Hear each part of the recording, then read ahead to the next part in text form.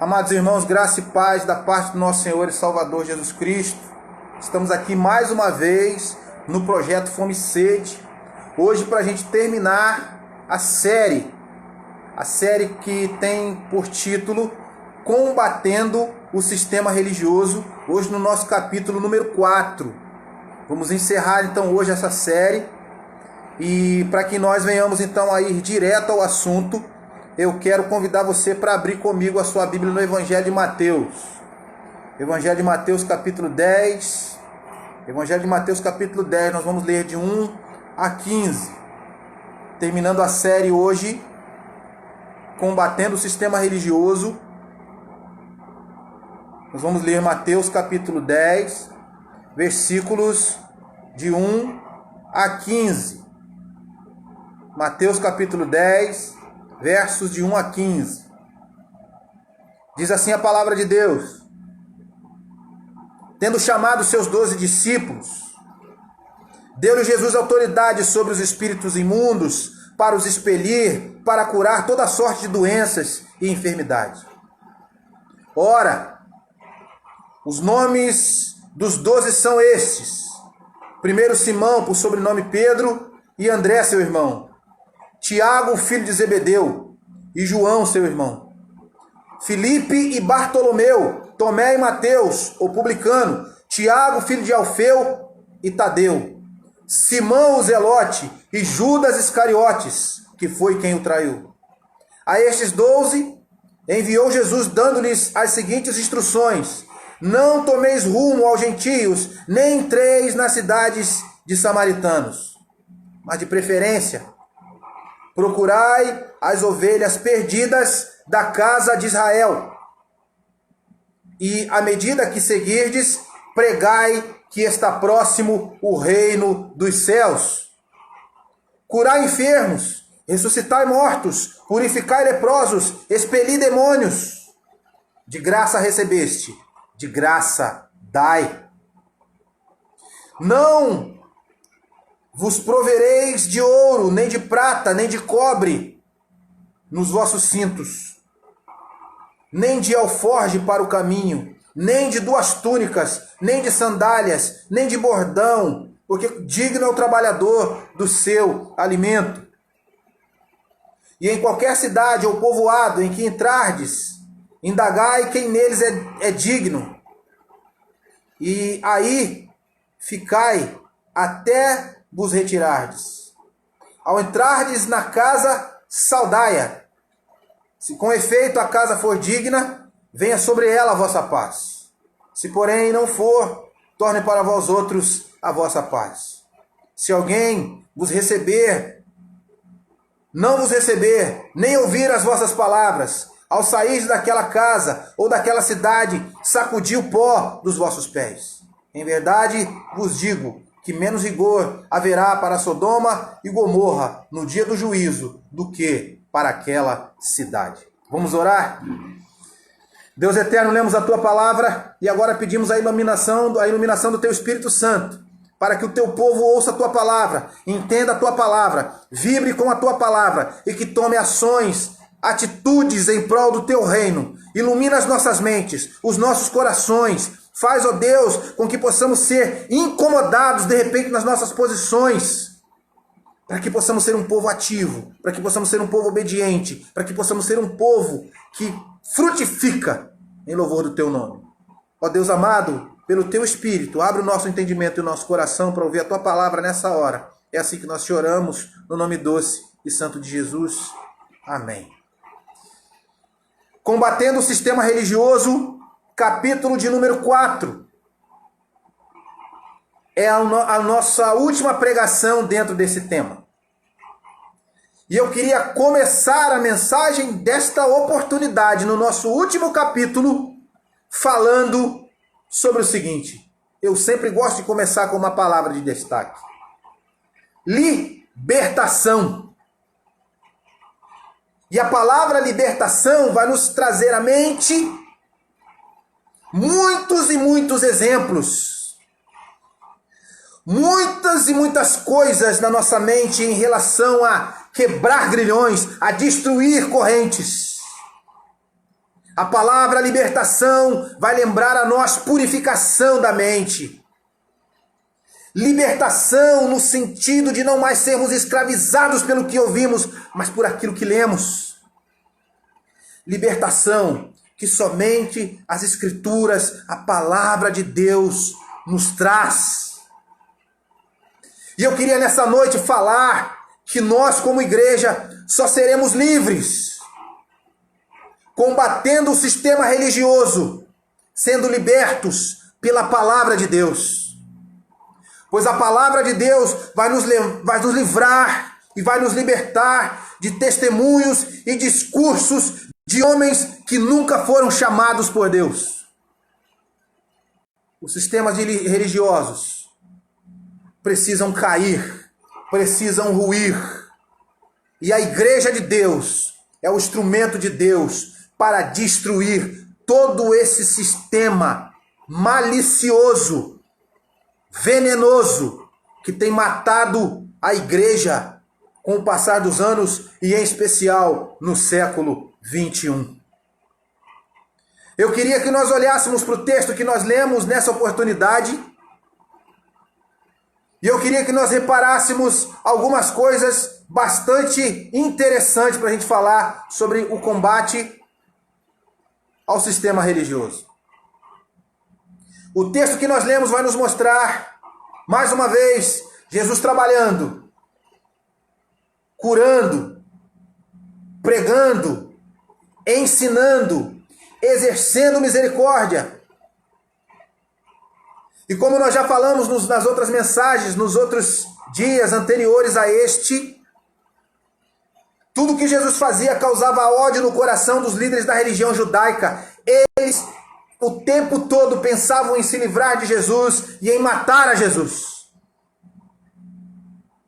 Esses homens que lideravam esse sistema religioso faziam isto porque Jesus incomodava suas posições. Esses homens pensavam sobre isto porque Jesus mostrava para todos quem verdadeiramente eles eram.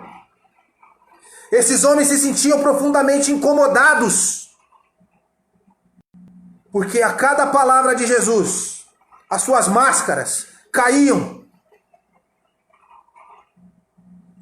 Esses homens que formavam o sistema religioso do judaísmo do primeiro século, eles são a imagem dos sistemas religiosos da igreja no século 21. Seja em todas as igrejas, seja em todas as denominações, como nós temos dito aqui, sempre há alguém ali que lidera com o seu coração corrompido. Não há temor, não há piedade. Eles não ouvem as Escrituras, mas eles pregam as Escrituras, deturpando as Escrituras ou usando as Escrituras para que ela venha levá-los a alcançar seus objetivos pessoais. E eu queria que nessa oportunidade nós começássemos a ver algumas coisas para que pudéssemos fechar essa série de mensagens sobre o tema combatendo o sistema religioso. E a primeira coisa que eu quero que vocês percebam neste exato momento é em relação ao chamado de homens para trabalharem no reino. Totalmente diferente da religião judaica, aonde aqueles homens assumiam posições religiosas, mas debaixo de concepções políticas, porque eles mesmos eram divididos entre si. Eles tinham classes entre eles. Fariseus, escribas, saduceus. E eles disputavam entre si quem era o maior segmento entre eles, porque o que eles queriam era o poder. E se Jesus lhes tirava o poder, e eles viam que não tinham poder nenhum, eles queriam então acabar com Jesus. Esses homens, totalmente diferentes dos apóstolos, nós vamos perceber no texto. O texto diz assim: tendo chamado os seus 12 discípulos, são chamados dos 12 apóstolos. Observemos que em nenhum momento da Escritura a gente vai ler que Deus chamou o sacerdote fulano de tal, que Deus chamou aquele líder da religião judaica, mas o Deus encarnado chamou homens no primeiro século para cumprirem com uma obrigação debaixo da missão que ele vai dar. Eu quero dizer de imediato que a diferença e que o esclarecimento para a gente poder combater o sistema religioso está na Escritura. E nós precisamos de homens chamados e não de homens que estejam em determinadas posições por imposições políticas. Tendo Jesus chamado os seus 12 discípulos, ele deu-lhes autoridade. Ele deu autoridade àqueles que ele chamou. E a autoridade que é dada por Jesus vai nos fazer enxergar algumas coisas. Se ele chamou, se ele deu autoridade, ele capacitou. E somente no versículo 5 a gente vai ver, depois de algumas coisas, das nomeações e de outras coisas, a gente vai ver: a estes enviou. Ou seja, eles recebem o carimbo de Cristo.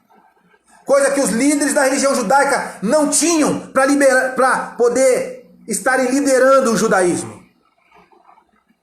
Quantos homens no nosso tempo estão em igrejas, em denominações, liderando concílios, sem nunca terem sido chamados?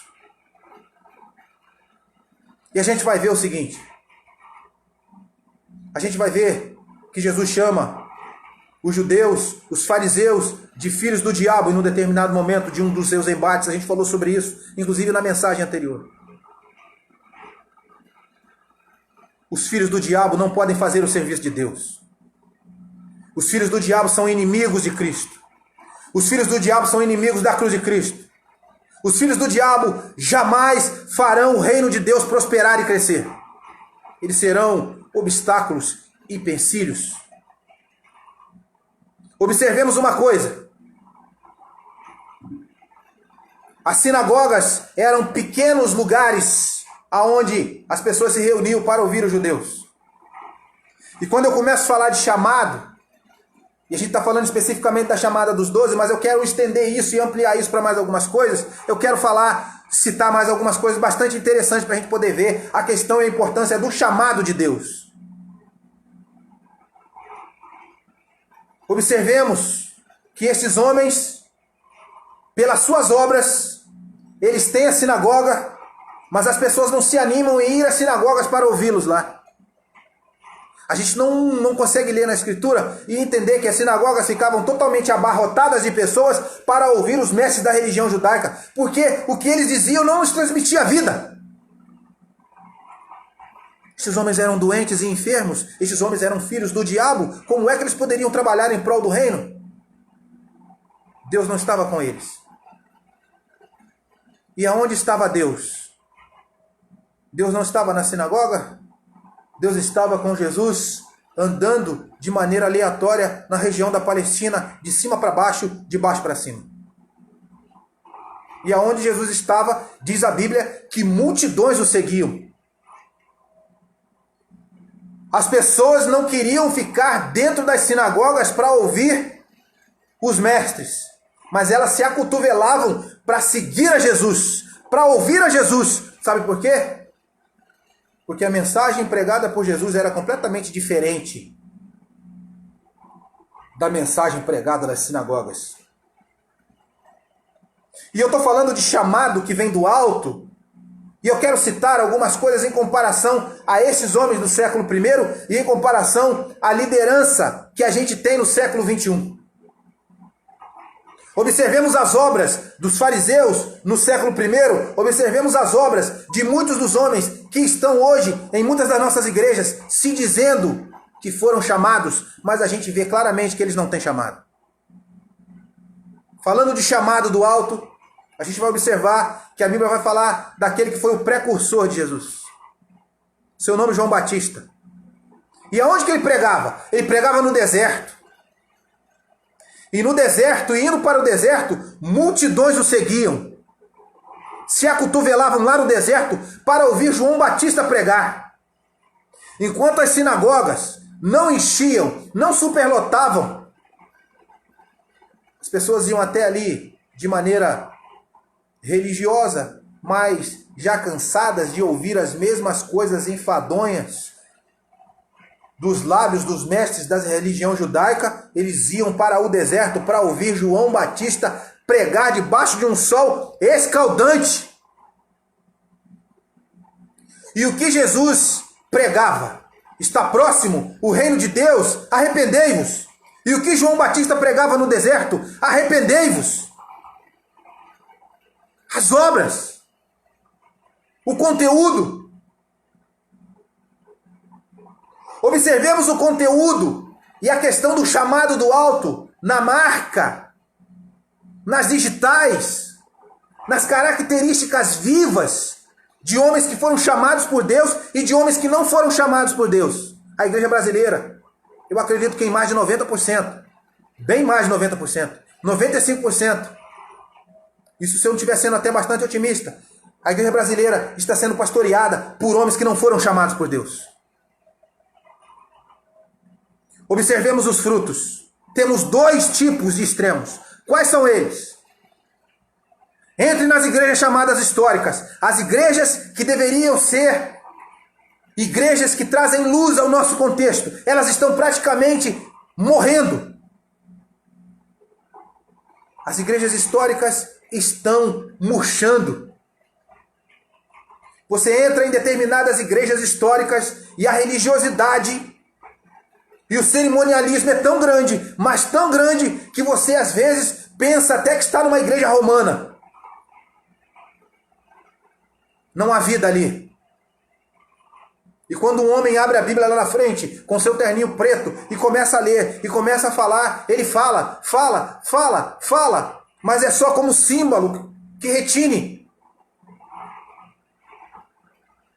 Não tem vida. Não gera vida. E por que não há vida? E por que as igrejas tradicionais estão murchando? Por causa desses homens que estão à frente, que não foram chamados por Deus. Nós não vemos vida de Deus nos seus ministérios. No máximo, o que eles chegam a ser são dirigentes de culto, dirigentes de uma instituição religiosa. No máximo, o que eles chegam a ser é profissionais de púlpito. No máximo, o que eles chegam a ser são homens dizendo que foram colocados ali porque Deus mandou, quando Deus nunca mandou. Eles se colocaram ali. Eles fizeram acordos por trás dos bastidores. Eles fecham seus esquemas. Eles têm os seus fechamentos. E através dos seus esquemas e fechamentos, eles vão criando uma máfia religiosa. Corruptos, bandidos, estão à frente somente pela mesma coisa que os outros do outro extremo também estão em busca de dinheiro. Eles não querem trabalhar pesado. Eles não têm chamado, mas eles sabem que a igreja pode lhes dar alguma coisa. Eles não pregam absolutamente nada. Os seus corações, suas mentes são vazios. Eles são mortos. Eles são frios. Quantos e quantos são assim? E os crentes em suas igrejas percebem isto, não estão felizes com isto e não tomam atitudes para tirá-los de lá. No outro extremo, vemos igrejas superlotadas, cheias demais, e com um homem pregando heresias. A liderança da igreja do século I, no século XX, perdão, é cheia de pessoas em busca de cargos, solidificadas em cargos, assentadas em cima de cargos, fazendo de tudo para poder receber benefícios para a sua vida pessoal. Só isso que eles querem. Usar a igreja para seu benefício. Não querem absolutamente nada. Eles não se envolvem com pessoas. Em igrejas tradicionais hoje, raramente você vai ver um pastor que dá aconselhamento. Eu estou falando aconselhamento. Aconselhamento de ter acompanhamento. O líder se envolver com o problema. de realmente se inteirar com a vida daquele que está passando pelo problema da ovelha, e querer ajudar, e caminhar, e chorar, e capitular dias e mais dias com a pessoa até que ela saia das suas crises e neuroses. Hoje não existe mais esse tipo de aconselhamento em igrejas tradicionais. No máximo, existe uma receita de bolo. Alguém chega lá, procura um desses homens, sabe o que eles fazem? Abrem a Bíblia num texto aleatório, falam meia dúzia de palavras vazias e despedem as pessoas. Engraçado, mas no dia dos seus pagamentos, eles são mais efusivos no dia de receber do que de dar aconselhamentos. As suas obras. Essas são as suas obras. São os seus feitos. O chamado faz uma grande diferença. O chamado nos mostra claramente se foram enviados por Deus ou pelo próprio diabo. Uma coisa que chama a minha atenção é que Jesus nos mostra uma coisa. A igreja do nosso tempo precisa aprender. Jesus orava o tempo todo. Ele buscava a Deus o tempo todo. Enquanto homem, enquanto filho. Na sua natureza humana, ele buscava a Deus com fervor. E eu acredito plenamente que ele não fez nada diferente para escolher os 12.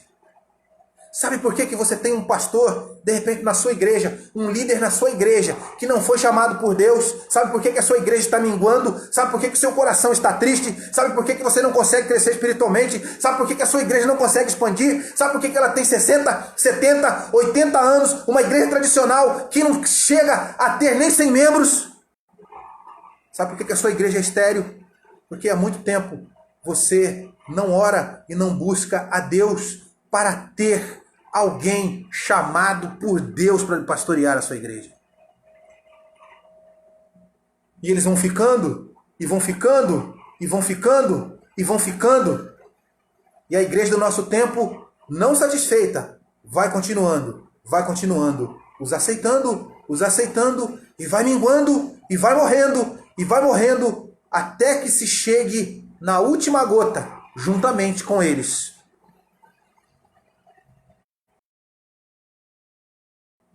Eles procurarão um outro lugar que possa lhes pagar o mesmo salário que eles querem receber. Vejam as obras desses homens. Vejam as realizações desses homens. Eu vou começar a fazer uma série de colocações e dar alguns exemplos aqui para a gente poder analisar a diferença do chamado. Um homem chamado por Deus na Bíblia, Elias, o grande profeta de Deus, boca de Deus. Um homem que enfrenta o sistema político da sua época. Ele enfrenta o governo. Ele vai até Acabe. Ele confronta Acabe. Ele diz para Acabe que Acabe é um governante que governa o povo de maneira errada e que Deus vai pesar a mão sobre Acabe.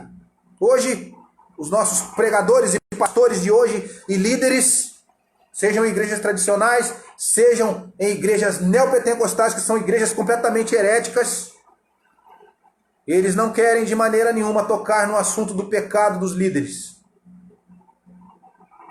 Vamos pregar alguns assuntos mais leves, ou seja, vamos dar uma enrolada. O povo, pelo menos é assim que eles tratam o povo. O povo é bastante ignorante, não sabe de maneira nenhuma diferenciar nada mesmo. Então vou pregar aqui coisas fora do contexto. Elias pregou e falou o que tinha que dizer na sua época dentro do contexto. Ele denunciou o pecado do governante. Ele denunciou os pecados de Israel dentro do contexto. Os pregadores de hoje, os pastores de hoje, observem, as suas pregações são totalmente fora do contexto. Eles não dizem nada com nada. Eles repetem histórias bíblicas sem falar da teologia bíblica dentro dos textos bíblicos. Alguns deturpam totalmente. São as suas obras. Obras de quem não é chamado. Elias, de maneira clara, inclusive pregou dentro do seu contexto. E eu quero que você observe também uma coisa em Elias. dentro do seu contexto, ele enfrentou a questão do governo político. Ele admoestou o povo. Ele acabou com a idolatria criada pelo próprio governante. Ele destroçou com tudo. E sabe o que ele fez? Ele desafiou o povo.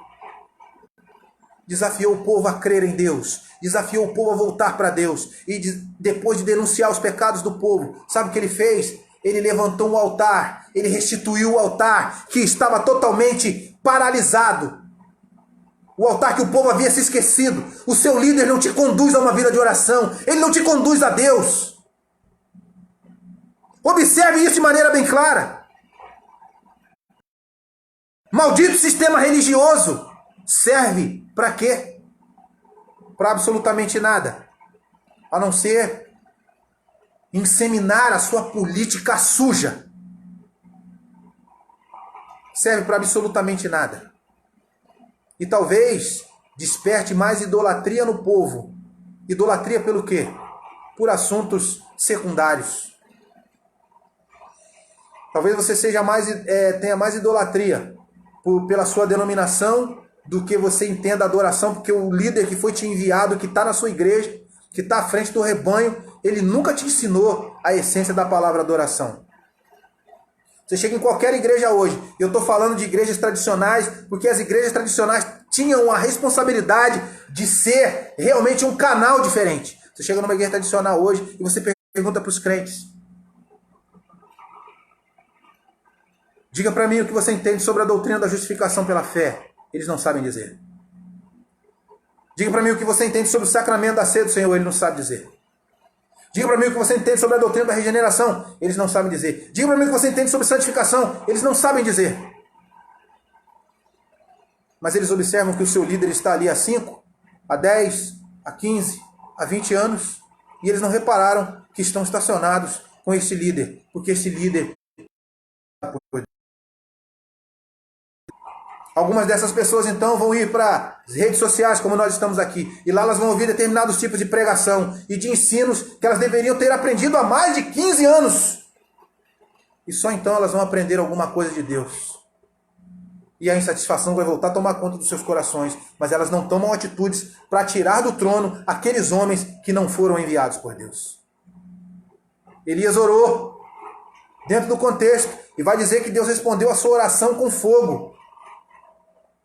Observemos se os líderes do nosso tempo, os homens que estão hoje à frente da igreja, observemos o que acontece quando eles oram. Não acontece nada. Sabe quais são as obras dos homens de hoje? Dos que são líderes? Eles simplesmente dizem assim: as obras da gente é a seguinte, observa como a igreja conseguiu comprar um terreno ali do lado. Observe como a igreja colocou ar-condicionado. Essas são as obras deles. Nós estamos falando de demonstrações vivas da experiência desses homens com Deus e nós não vemos. Nós não percebemos. Verdadeiros enroladores. Mas o que nós precisamos entender é que quando esses homens eles pregam, falam, alguns até abandonam a escritura e começam a pregar somente questões de autoajuda. Eles não têm habilidade com a palavra. Aquilo que eles dizem não emana de Deus, não aquece o coração do povo. Observemos isto. Coisas que nós como igreja precisamos urgentemente começar a notar e deixar e permitir que a Escritura nos mostre e pedir, Espírito de Deus, nos mostra a verdade sobre esses homens, para que nós possamos dizer na cara deles a mesma coisa que Jesus disse para os fariseus: vós não sois minhas ovelhas, vós sois filhos do diabo, combatendo o sistema religioso. Trazendo para uma outra realidade. Outro exemplo, a importância do chamado. A diferença total dos líderes da religião judaica. Vamos fazer entre os líderes da religião judaica e entre os apóstolos escolhidos por Jesus. Vamos ver as obras dos apóstolos, vamos ver o que fizeram os líderes da religião judaica. Eles apenas mataram a Jesus. Procuraram matar a Jesus. Só isso que eles fizeram. O que os apóstolos fizeram? O que fizeram aqueles que foram chamados verdadeiramente pelo Senhor? O que fazem os pastores que são líderes hoje da nossa época? Aqueles que estão o tempo todo burlando e defendendo os sistemas de corrupção dentro desses sistemas religiosos, que enganam as pessoas, que burlam a verdade. O que eles fazem? Se não política. O que eles fazem? Eu vou dizer para vocês o que eles fazem. Provavelmente muitos de vocês que estão ouvindo essa mensagem vão começar a enxergar as coisas. Eles devem estar apavorados porque não está tendo culto nas igrejas. As pessoas estão em casa por causa da pandemia do coronavírus. Sabe como eles estão agora? Extremamente preocupados e alarmados em suas mentes. Sabe por que eles estão assim? Porque não está tendo recolhimento de dízimos e ofertas. E não tendo recolhimento de dízimos e ofertas, isso vai mexer com o bolso deles. E você vai ver em alguns momentos que inclusive alguns, ou muitos deles, está fazendo de tudo para que as pessoas se reúnem e para se reunir, mesmo no meio da pandemia. Inclusive estão fazendo algumas jogatinas psicológicas com as pessoas dizendo: nós somos o povo de Deus, precisamos ter fé de que nada vai nos acontecer. Mas na verdade, estão preocupados é com aquilo que cai em seus bolsos. Muitos talvez estejam ligando para os membros e pedindo: irmão, você precisa contribuir em dízimo, você está em casa, mas você precisa entregar o seu dízimo e a sua oferta.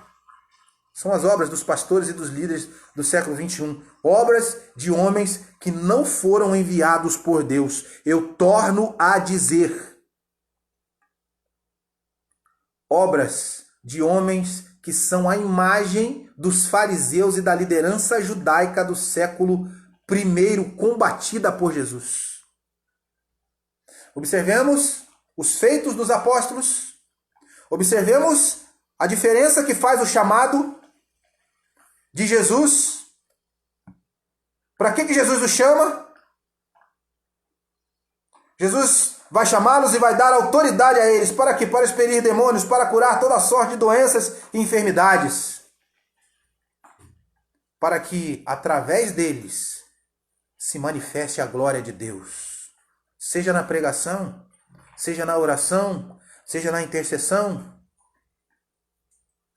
Jesus chama estes homens e lhes reveste de autoridade para que nós possamos ver que eles são homens humildes e homens que dão toda a glória a Jesus. Eles não chamam a glória para eles mesmos. Talvez você esteja numa igreja onde um líder fale muito de milagres, de curas e milagres, mas no entanto, você não percebe o seu coração totalmente quebrado. Você não sente o seu coração desarmado. Você não sente que o seu coração é um coração contrito. Você não sente que ele é uma pessoa regenerada verdadeiramente. Eu volto a dizer a mesma coisa que disse nos outros sermões. O problema é que a igreja do nosso tempo, ela coloca muita gente para ser líder. Mas ela não observa se esses homens são convertidos. E tem muita gente que não é convertida exercendo o cargo de pastor e de líder. Observemos as obras dos apóstolos, daqueles que foram chamados por Jesus, que foram verdadeiramente enviados por Jesus. Vai dizer a Bíblia que esses que foram chamados, vou falar de dois, Pedro e João. Eles estão indo para a oração, num dos períodos de oração no templo. E ao chegar tem um homem sentado na porta formosa. Quando eles chegam ali, eles observam aquele homem sentado na porta formosa. Aquele homem está lhe pedindo esmolas, porque tinha alguém que colocava aquele homem sabendo do grande fluxo de pessoas que passavam por ali, e aquele homem, então, era um grande instrumento para se ganhar dinheiro. Colocaram aquele homem ali. para pedir esmolas. E Pedro e João, então, vão se voltar para aquele homem. Os líderes da religião judaica passavam por aquele homem todos os dias. E provavelmente, ou eles o ignoravam, ou jogavam alguma moeda para aquele homem que ficava sentado à porta formosa do templo. Aquele homem doente, aquele homem enfermo. Mas Pedro e João vão fixar os olhos naquele homem e vão dizer para ele: nós não temos ouro nem prata, mas aquilo que nós temos, isso nós te damos. Em nome de Jesus o Nazareno, levanta e anda. Observemos as diferenças. Os líderes do século 21, eles simplesmente respondem à questão do seu chamado, sabe como? Dizendo assim. Talvez você já tenha escutado algum deles dizer assim: se Deus não me abençoasse, eu não teria um programa em horário nobre na televisão. Se Deus não me abençoasse, eu não tinha uma editora minha em meu nome. Se Deus não me abençoasse, eu não estaria administrando o pagamento de mais de 700 funcionários por mês. Se Deus não me abençoasse, eu não teria a casa que tenho. Se Deus não me abençoasse, eu não teria o carro que tenho. E você que fica me criticando, que são aqueles que defendem a sã doutrina e que apontam para eles como verdadeiros enviados do diabo, não homens que foram chamados por Deus, eles dizem assim para essas pessoas: e você, que está falando de mim? Você não tem nenhum carro, você não tem nada, você é pastor de meia dúzia de ovelhas, ou seja, se desfaz da meia dúzia de ovelhas, e ele diz: eu sou pastor de mais de 5.000. Provavelmente aquela meia dúzia de ovelhas daquele homem que é fiel à sã doutrina e às sagradas escrituras são discípulos de Cristo. E provavelmente aquelas 5.000 que estão sendo pastoreadas por esse lobo jamais conheceram o verdadeiro evangelho. E ele está se gabando o tempo inteiro, se gabando. Combatendo o sistema religioso. Observemos que a maneira como os líderes da igreja no século 21 defendem o seu chamado. Sabe como eles demonstram que tem chamado? Dizendo que tem a prata. Observe o templo da minha igreja como é bonito. Observe que temos os melhores assentos. Nós temos ar-condicionado central. Nós temos um espaço amplo. Nós temos boa música. Os instrumentos são os melhores. Observem. Em algumas igrejas tradicionais, provavelmente as pessoas se reúnem ali e dizem assim: a minha igreja está bem. E como é que você sabe que a sua igreja está bem? Ah, nós estamos arrecadando bem. Se avalia a questão, eles avaliam os seus chamados, esses líderes que não foram enviados por Deus, pela prata, pelo tanto que eles têm de dinheiro. Provavelmente existem muitas igrejas que arrecadam muito, mas que estão muito doentes. Existem igrejas pobres que não têm uma arrecadação muito grande. Porém, pode existir alguém ali que tem o seu coração voltado para Deus e o compromisso com o reino de pregar a verdade para aquelas pessoas. A igreja do nosso tempo, ela não tem mais o poder. Ela tem a prata. Enquanto biblicamente nós aprendemos que os homens que foram enviados com Deus vão nos dizer e vão nos mostrar que o poder de Deus está com eles, apesar deles não terem a prata. Os exemplos. Observemos o exemplo dos fariseus no século I. Quais são as suas obras? Maldade, mataram a Jesus. Articularam matar a Jesus. Da liderança no século 21. Eles pensam na prata. Eles se fecham em esquemas. Eles têm realmente esquemas entre eles. Eles mostram o seu chamado através da prata. Eles destroem o caminho dos vocacionados, ou tentam destruir. Não conseguem, mas tentam. Fazem de tudo, se juntam. Eles não querem investir tempo nas ovelhas. Eles enrolam as ovelhas. Eles não têm o que dizer. Eles não têm o que ensinar. Suas pregações não dizem nada, ou então, no máximo, chegam à autoestima. Nunca se ensina nada profundamente da Sagrada Escritura. Observemos as obras dos homens que são chamados por Deus. Observemos a diferença. A grande diferença. Homens que são chamados por Deus. Os apóstolos, eles pregavam. E vai dizer a Bíblia que na primeira vez que Pedro pregou, quase 3.000 se converteram. Na segunda vez que Pedro pregou, quase 5.000 se converteram. Aí você de repente vai dizer, mas eu não estou entendendo, parece que você está entrando em contradição com o que você está dizendo, porque você acabou de dizer que a questão não é de números. Mas o que eu quero dizer é que você precisa examinar na Escritura, porque se a Escritura vai mostrar aqueles que são falsos profetas, falsos líderes, falsos pastores, ela também vai mostrar uma coisa. Não há nenhum problema de uma igreja ser grande. A questão está no conteúdo que é pregado. Quando Pedro pregou, ele pregou a cruz de Cristo. Ele conclamou as pessoas ao arrependimento. Ele conclamou as pessoas a olharem para Cristo, vertendo o seu sangue na cruz. O conteúdo da pregação de Pedro foi que atraiu milhares. E não ofertas como essa. Venha para a igreja, pare de sofrer. Venha para a igreja, faça um propósito de não sei quantos reais. E isso vai dar certo, e aquilo vai dar certo. Esta não é a igreja do Senhor. Estes homens que dizem essas coisas não foram enviados pelo Senhor. Mas eu quero começar a caminhar para o final. E nessa minha caminhada para o final do nosso último capítulo, a última mensagem do tema Combatendo o Sistema Religioso, eu quero citar um homem. E eu estou falando das obras dos líderes da igreja que não foram enviados por Deus, dos líderes do século 21. Isso já está mais do que claro. Da grande parte deles, eu quero dizer. Existem homens sérios, mas aqueles que não são sérios, a gente pode ver claramente. É só a gente abrir a Bíblia. Basta a gente estudar a Bíblia e a gente vê que esses homens não foram enviados por Deus. Mas eu quero falar do nome de um deles. Eu quero falar... Se eu estou falando das obras dos pastores do século 21, eu quero falar das obras dos apóstolos que foram chamados verdadeiramente por Cristo.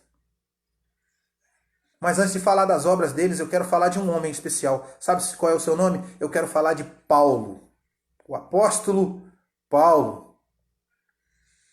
E observem uma coisa. Da onde Paulo veio? Do meio dos judeus, da seita dos fariseus. A mesma seita que Jesus havia se deparado com ela, se confrontado com ela diversas vezes e dito para os fariseus assim: vós não ouvis as minhas ovelhas, porque vós sois filhos do diabo.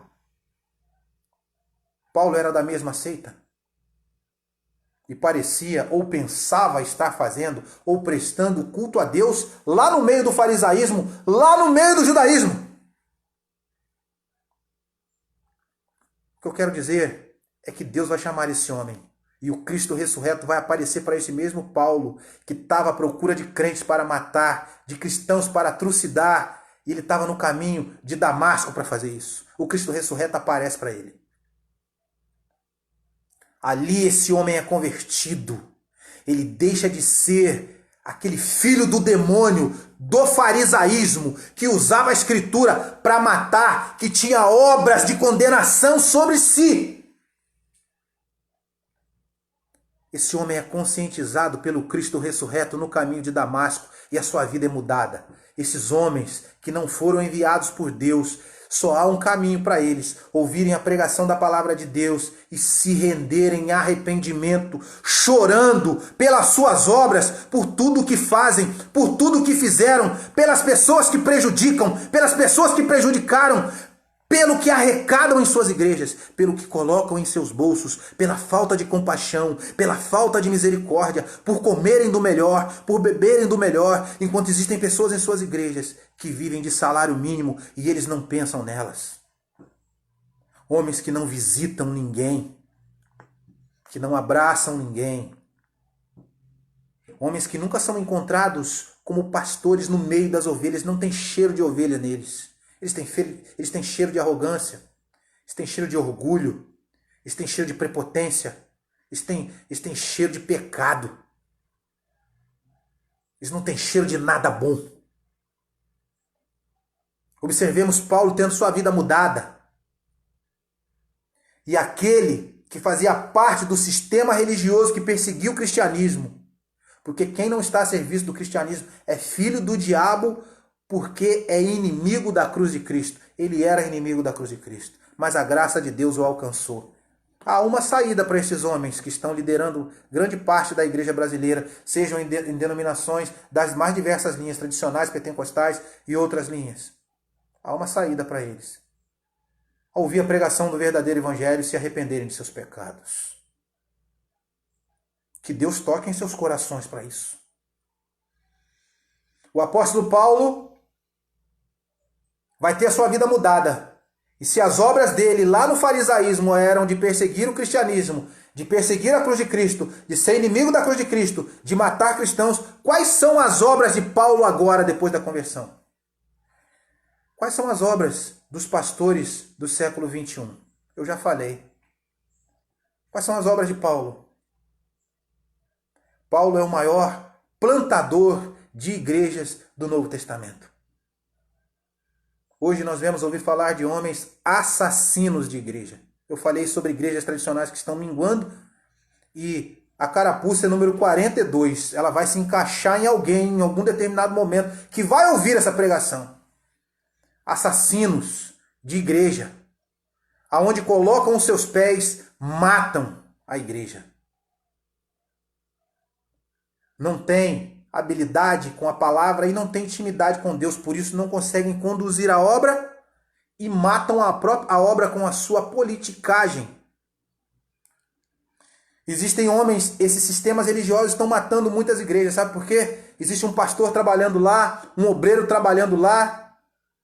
Às vezes alguém que nem é pastor, é um leigo, ou talvez um seminarista que nem foi ordenado, nem consagrado pastor. Sabe o que eles fazem? Eles se unem no seu sistema religioso, observam um deles que está desempregado.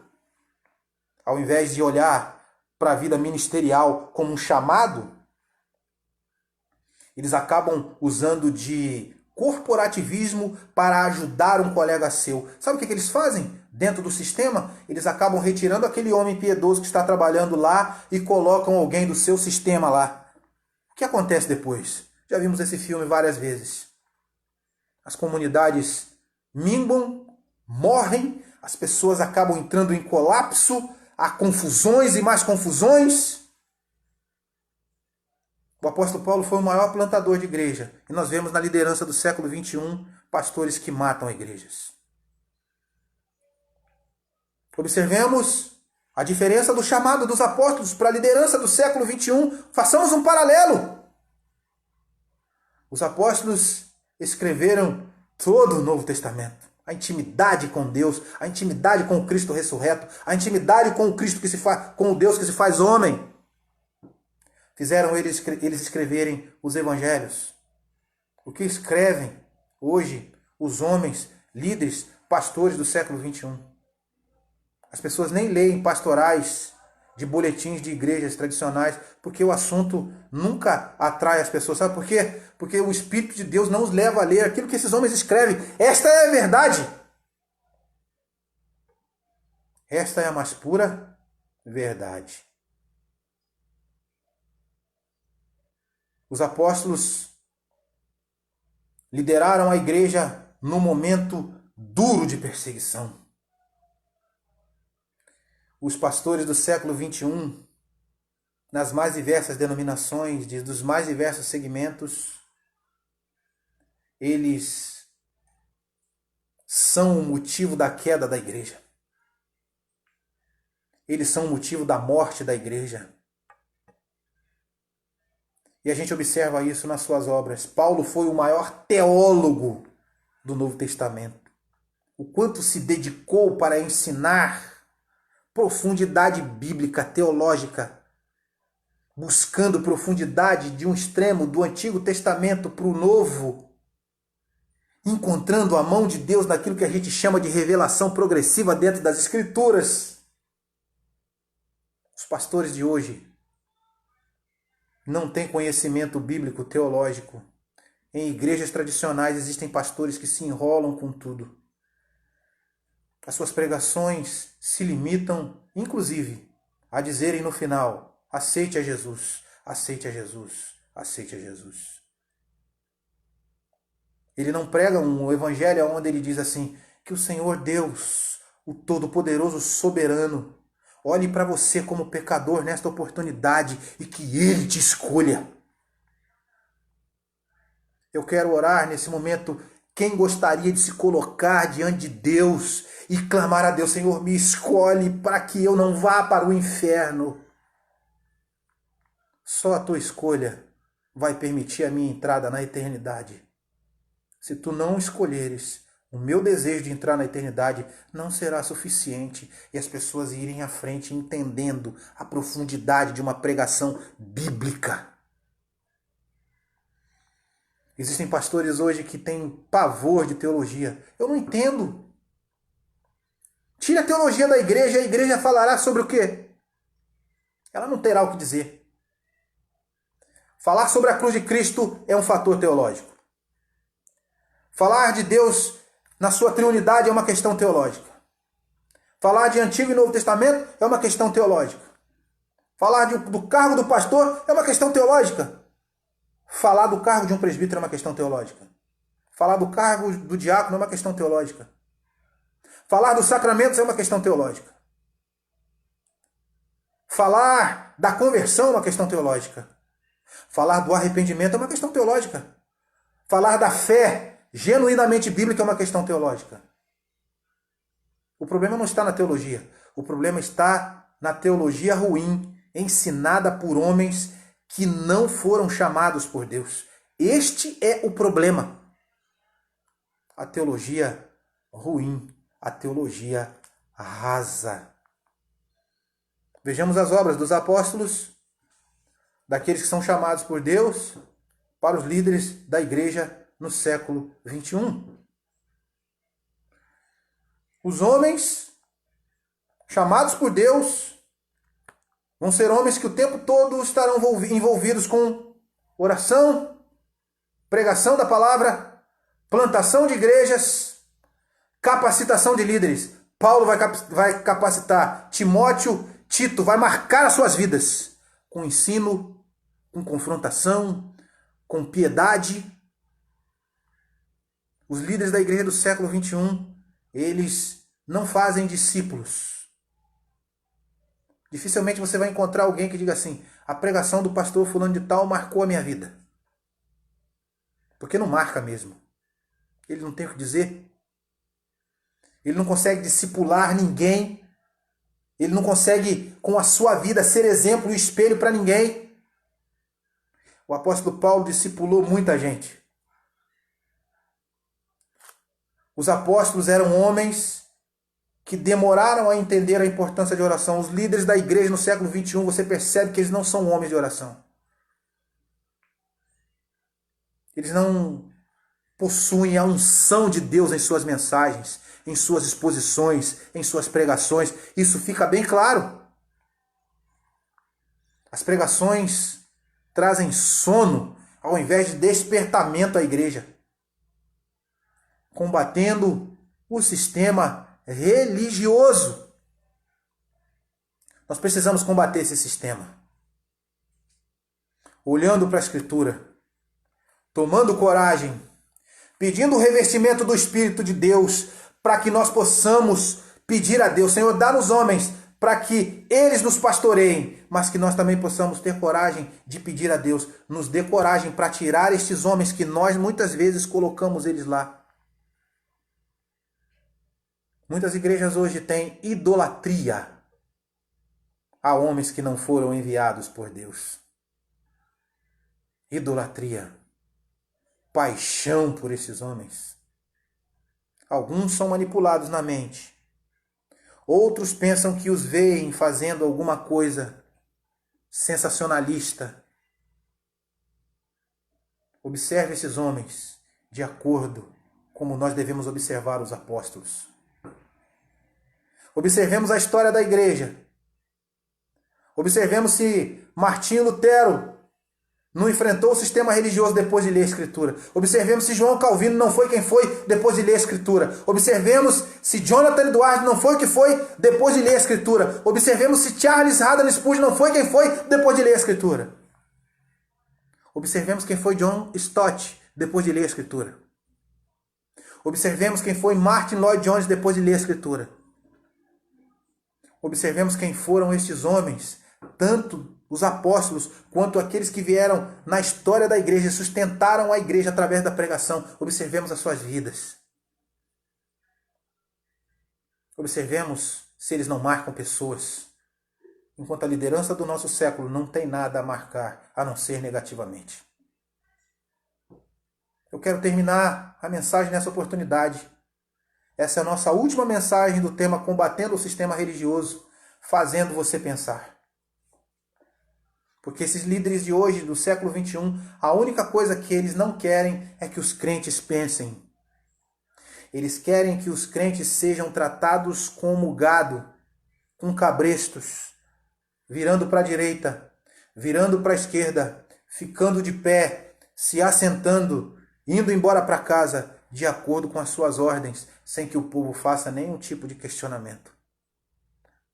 Nós, como igreja do Senhor, precisamos dizer: nós somos ovelhas. Aonde está o pasto?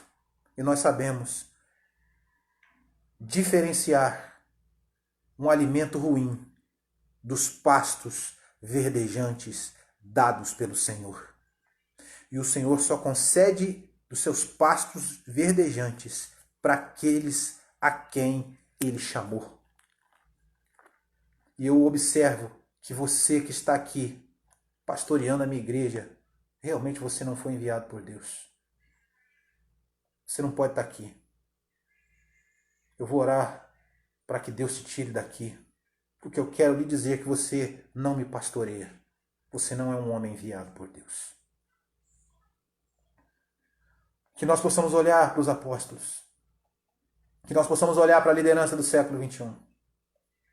E uma coisa que eu quero dizer é que a gente hoje tem confundido algumas coisas. Não siga o líder que tem mais mídia. Isso não significa dizer que ele é um homem de Deus. Não siga alguém que tem uma igreja gigantesca. Isso não significa que ele é um homem de Deus, um enviado de Deus. Não siga alguém que seja famoso. Isso não significa dizer que ele é alguém enviado de Deus. Procure ler as Escrituras e veja nas Escrituras as características dos homens chamados por Deus e que a autoridade do Senhor repousa sobre eles. Eu quero terminar fazendo menção de Atos dos Apóstolos, capítulo 6, para que nós possamos ver o seguinte: em alguns momentos Deus vai enviar os homens. De outras maneiras, Deus vai entregar na mão da igreja a responsabilidade de escolher alguns homens para que a pastoreiem, para que ministrem sobre ela. E nesses momentos o que Deus está fazendo? Deus está simplesmente colocando a igreja para que ela se teste. Ou seja, você é cristão há quanto tempo que está ouvindo essa mensagem? O que você tem entendido da pregação da palavra de Deus, a ponto de você ser racional, de tomar atitudes de acordo com a Escritura? O que a palavra de Deus, em todos os anos da sua conversão, tem feito aqui no seu coração? O quê? Atos dos Apóstolos, capítulo 6. Os apóstolos estão pregando a palavra. Outros discípulos estão chegando, se convertendo até a igreja. Mas há uma dificuldade ali. Não havia quem tratasse dos órfãos e das viúvas. No judaísmo havia quem fizesse isso. Então os judeus, observando o cristianismo, eles vão começar a fazer algumas indagações. E algumas das pessoas que até se convertiam lá e vinham para o cristianismo, começavam a fazer algumas indagações. A gente vai ver que tem hebreus de língua grega e de língua hebraica, e eles vão fazer algumas perguntas. Quem é que vai tratar da questão das mesas, do atendimento às viúvas e os órfãos? E vai dizer que os apóstolos então vão orar, vão pedir direcionamento a Deus, e eles vão depois se voltar para a assembleia e vão dizer para o povo assim: escolhei dentre vós 7 homens. Vou repetir. Escolhei dentre vós 7 homens. Mas de que maneira? Que tenham boa reputação, que sejam cheios de sabedoria, que sejam cheios do Espírito Santo. Boa reputação. O que significa boa reputação? Significa ser alguém totalmente imaculado? Não. Mas você não pode escolher alguém que seja dado ao vinho. Mas você não pode escolher alguém que tenha um coração duro. Você não pode escolher alguém que o vizinho diz: ele vai para a igreja, mas bate na mulher. Você não pode escolher alguém que vai para a igreja, mas que os vizinhos dizem que ele diz palavrão. Você não pode escolher alguém que é conhecido nas redondezas, na vizinhança, no lugar onde mora, como alguém que ninguém gosta dele. Engraçado que dentro das próprias comunidades hoje tem muita gente que não gosta do seu pastor por causa da reputação que ele tem, ou da reputação que ele transmite. Cheio de sabedoria, homens com equilíbrio total, equilíbrio dado pelo próprio Deus para administrar tensões e questões no meio da igreja. Que hajam com uma sabedoria que é consequência do sentimento do coração transformado. E homens cheios do Espírito Santo, cheios de intrepidez, que orem fervorosamente, que preguem fervorosamente, que tenham habilidade com a palavra de Deus, que demonstrem que sejam aprovados e que a igreja, sem questionamentos, diga: ele é um enviado de Deus. O homem perfeito nunca vai haver. Isso é verdade. Mas que a igreja veja: ele prega com a unção dada por Deus. Ele ora com a dependência que um líder precisa ter de Deus. E ele direciona o rebanho de acordo com aquilo que as Escrituras ensinam. Combatendo o sistema religioso. Mais uma vez eu quero dizer, voltemos às Escrituras. Elas vão nos ensinar que já é passado o tempo de nós, como igreja, dizermos que não suportamos mais esses sistemas que estão dentro das nossas igrejas. É tempo de acabar com as milícias eclesiásticas, com as facções eclesiásticas e despedirmos os maus líderes, não mais ficarmos com eles, não mais. Que Deus nos abençoe nesta oportunidade para o louvor e glória do seu santo nome. Vamos orar? Deus Santo, bendito seja o teu nome. E acabamos agora encerrando esta série de pregações. Que o Senhor esclareça a mente do teu povo para o louvor e glória do seu santo nome. É assim que nós oramos, hoje e sempre. Amém. Que Deus nos abençoe. Forte abraço a todos. Nos vemos daqui a alguns dias, ou talvez amanhã, querendo Deus nos seus propósitos, com um anúncio e com uma nova série. Deus abençoe. Forte abraço.